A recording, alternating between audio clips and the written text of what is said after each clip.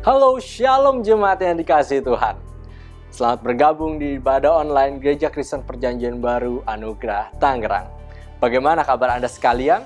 Saya percaya kita semua di dalam keadaan yang baik di dalam penyertaan Tuhan.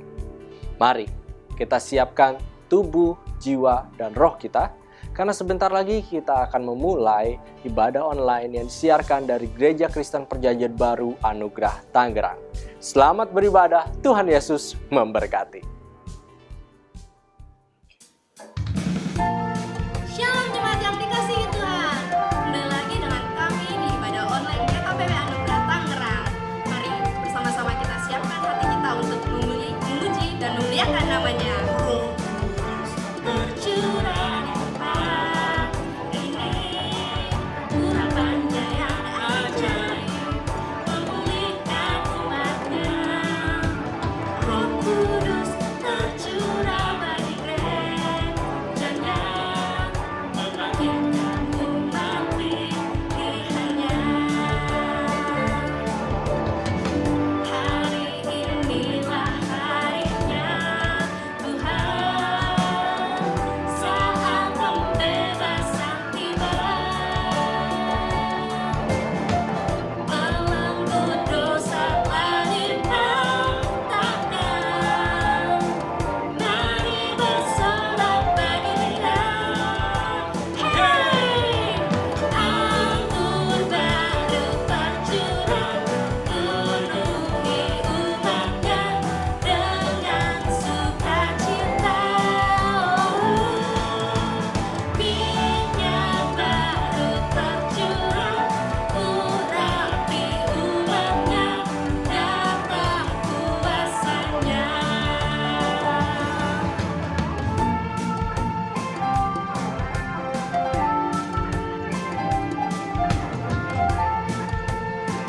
Mari kita sama-sama mengulang pujian ini dari awal.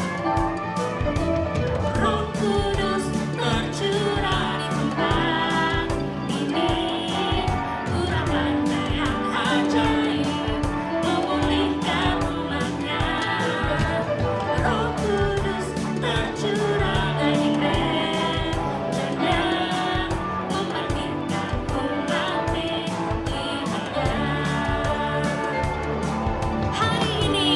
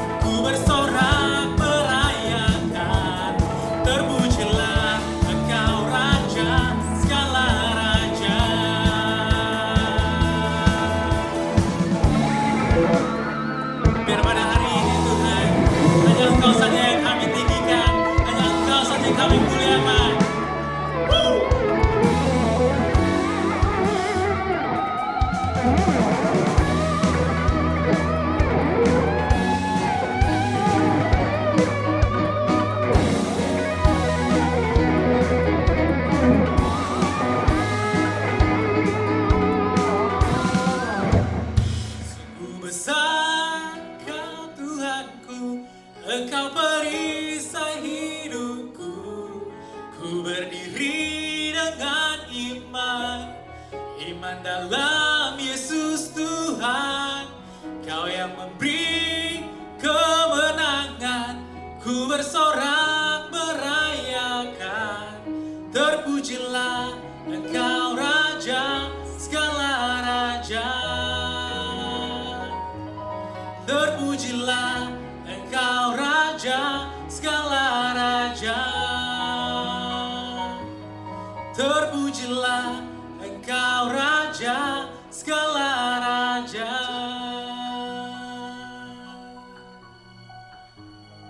Terpujilah namamu Tuhan. Engkaulah Raja di atas segala raja-raja atas hidup kami Tuhan. Sebentar lagi kamu mau mendengarkan firman-Mu, kebenaran firman-Mu Tuhan. Biar kebenaran firman-Mu ini yang membebaskan kami, yang membangkitkan kami Tuhan. Siapkan hati dan pikiran kami, agar kami benar-benar siap untuk menerima firman-Mu. Dalam nama Yesus kami berdoa, haleluya. Amin.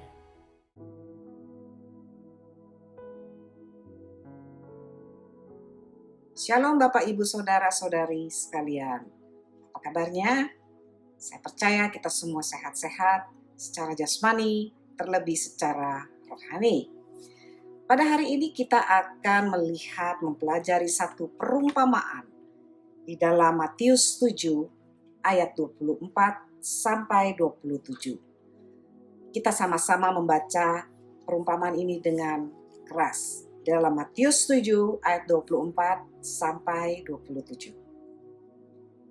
Setiap orang yang mendengar perkataanku ini dan melakukannya, ia sama dengan orang yang bijaksana, yang mendirikan rumahnya di atas batu. Kemudian turunlah hujan dan datanglah banjir, lalu angin melanda rumah itu. Tetapi rumah itu tidak rubuh sebab didirikan di atas batu. Tetapi setiap orang yang mendengar perkataanku ini dan tidak melakukannya, ia sama dengan orang yang bodoh, yang mendirikan rumahnya di atas pasir. Kemudian turunlah hujan dan datanglah banjir, lalu angin melanda rumah itu, sehingga rubuhlah rumah itu dan hebatlah kerusakannya. Saudara, di dalam cerita perumpamaan ini, Tuhan Yesus menggambarkan ada dua rumah yang didirikan di atas fondasi yang berbeda. Yang satu didirikan di atas batu, dan yang satu lagi didirikan di atas pasir. Di sini juga Tuhan Yesus menggambarkan orang yang mendengar firman Tuhan dan melakukannya, itu dia seperti rumah yang didirikan di atas batu. Sedangkan orang yang mendengar firman Tuhan tetapi dia tidak melakukannya, Tuhan Yesus menggambarkan dia itu seperti rumah yang didirikan di atas pasir. Kemudian firman Tuhan juga berkata, turunlah hujan dan datanglah banjir. Di sini pun menggambarkan satu persoalan yang tengah terjadi melanda, baik kepada rumah yang di atas batu maupun rumah yang di atas pasir. Artinya juga persoalan itu bisa saja datang baik kepada orang percaya maupun kepada orang tidak percaya. Saudara, sebagai orang percaya, tidak berarti kita tidak tersentuh lagi oleh persoalan, oleh badai hidup. Kita tidak melayang-layang berada di udara. Selama kita masih menginjak kaki kita di bumi ini, artinya persoalan itu bisa datang melanda kita. Badai hidup itu bisa terjadi di dalam kehidupan kita. Hanya ketika ujian itu datang, ketika hujan lebat dan banjir itu datang, rumah yang didirikan di atas batu tetap berdiri dengan kokoh. Tetapi rumah yang didirikan di atas pasir itu roboh, bahkan dikatakan hebatlah kerusakannya. Saudara, coronavirus yang sedang melanda akhir-akhir ini begitu besar, begitu luas dampaknya, yaitu terjadilah krisis ekonomi yang cukup dalam, di mana kita mendengar juga berita ada yang sudah di PHK, ada yang dirumahkan, ada yang dipotong gajinya sampai 50%, tidak mendapat THR, toko-toko gulung tikar, ada perusahaan yang sudah pilot dan pegawainya mulai mencari pekerjaan yang baru. Dan begitu banyak cerita lainnya yang menyedihkan dan memprihatinkan. Saudara, sebagai orang percaya atau sebagai orang yang beriman, artinya kita juga perlu berhidup berjalan dengan iman. Kita tidak hanya percaya Tuhan pada saat kita happy-happy, diberkati. Haleluya, puji Tuhan. Tetapi juga kita harus mempunyai iman di saat masa-masa sulit. Di saat krisis terjadi. Apakah kita masih percaya kepada Tuhan? Saudara, walaupun hidup ini begitu sulit, begitu susah, seberat apapun masalah yang sedang menimpa di dalam kehidupan kita, mari kita mau belajar, kita tetap memegang janji-janji Tuhan. Ada begitu banyak janji-janji Tuhan di dalam firman Tuhan. Saudara, firman Tuhan itu adalah kekuatan bagi orang percaya. Karena itu, marilah di saat-saat seperti ini, kita mau membangun rumah kita di atas batu. Supaya kita tetap bisa berdiri kokoh dan melewati masalah yang sedang terjadi di dalam kehidupan kita. Lalu apa yang harus kita lakukan di masa krisis ini? Apakah kita masih tetap percaya kepada Allah yang sanggup menepati janji-janjinya? Ataukah kita menjadi panik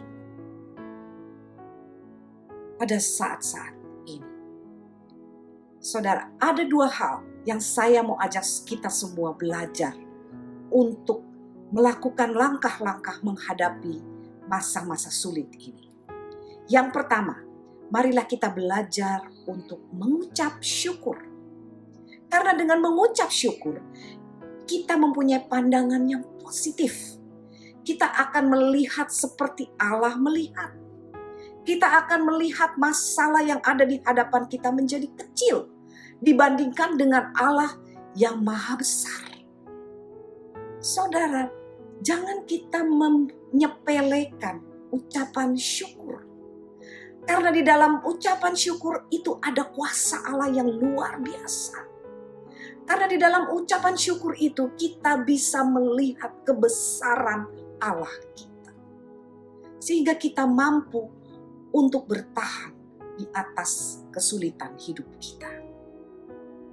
Lalu yang kedua, kita mau juga belajar untuk memperkatakan firman Tuhan dengan suara yang lantang, dengan suara yang keras. Karena firman Tuhan berkata, iman timbul dari pendengaran, dan pendengaran akan firman Tuhan. Saat kita mengatakan firman Tuhan, janji Tuhan dengan suara yang lantang, maka kita akan mendengar firman itu sampai di telinga kita, dan akan timbullah iman kita. Iman kita akan makin bertumbuh. Karena itu kita mau belajar, mencoba memperkatakan janji-janji Tuhan. Seperti kita mau coba belajar di dalam Mazmur 37. Dikatakan Tuhan menetapkan langkah-langkah orang yang hidupnya berkenan kepadanya. Apabila ia jatuh, tidaklah sampai tergeletak. Sebab tangan Tuhan menopang tangannya. Mari kita bersama-sama coba belajar memperkatakan janji Tuhan ini. Apabila aku jatuh, tidaklah sampai tergeletak. Sebab Tuhan menopang tanganku. Mari sekali lagi saudara-saudara perkatakan ayat ini bersama-sama dengan saya. 1, 2, 3. Apabila aku jatuh, tidaklah sampai tergeletak. Sebab Tuhan menopang tanganku. Amin. Mari kita berdoa. Tuhan Yesus, aku bersyukur karena aku memiliki Allah yang sanggup menepati janji-janjinya. Aku tidak takut.